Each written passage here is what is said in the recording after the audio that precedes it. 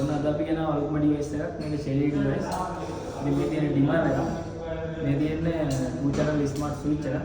ඉතින් අද අපි බලමු මේක සවි කරන්න කොහොමද කියලා. සහ වැඩ කරන්නේ කොහොමද, කම්පියර් කරන්නේ කොහොමද කියලා බලමු. ඒක මේ තියෙන වෝල් ඩිස්ප්ලේ එකක්. ඉතින් මේකෙන් තමයි ඔක්කොම කන්ට්‍රෝල් කරන්නේ. සහ මොබයිල් එක කන්ට්‍රෝල් කරන්න පුළුවන්. ඉතින් මේ ඩිවයිස් ටික තමයි අද අපිට ඉන්ස්ටෝල් කරන්න තියෙන්නේ. ඉතින් අද ඩිවයිස් ගොඩක් නැහැ, මොකද පොඩි කාමර දෙකක් විතරයි තියෙන්නේ. ඒ කියන්නේ සාලේ වගේ තියෙනවා අපිට හයි කරන්න. සහ බෙඩ්රූම් එකක් තියෙනවා. ඉතින් වයර් ඔක්කොම ටික අපි මෙතෙන්ට ඇදලා තියෙන්නේ. උඩ සීලින් උඩ තමයි අපේ ඩිවයිස් ටික ඔක්කොම සවි වෙන්නේ. ඉතින් මේ ඩිවයිස් එකේ පොඩි විශේෂත්වයක් තියෙනවා. මොකද පල්ලෙහා තියෙන අපේ normal switch එකෙන් උනත් මේක කන්ට්‍රෝල් කරන්න පුළුවන්. ඉතින් අපි පල්ලෙහා තියෙන ස්විච් එකෙන් මැද්දෙන් මේ විදිහට වයර් ටික ඔක්කොම කපා ගත්තොත් අපිට ඊට පස්සේ ලෝඩ් වයර් ටික කනෙක්ට් කරලා ඉවරලා කන්ට්‍රෝල් කරගන්න පුළුවන්. ඒ කියන්නේ පරණ ස්විච් එක අපි ඔන් කරපුවාම මේ ඩිවයිස් එක ඔන් වෙනවා. ඉතින් මේකේ තව DIN රේල් එකට හයි කරන්න පුළුවන් හින්දා මේකේ ලස්සන පෙනුමකුත් තියෙනවා.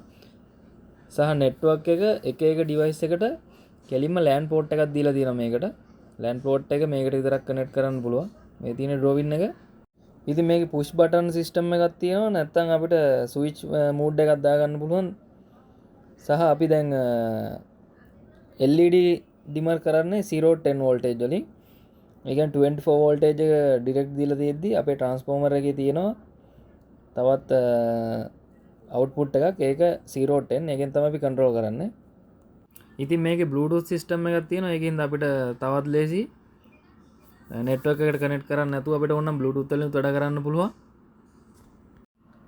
තවත් දෙයක්, එතකොට අපිට මේකේ ස්විචින් මූඩ් දෙකක් දීලා තියෙනවා. ඒ කියන්නේ two way switch එකක් වගේ නිකම්ම ඒ කියන්නේ ලේසියෙන්ම සවි කරගන්න පුළුවන් මේ ඩිවයිස් එකට.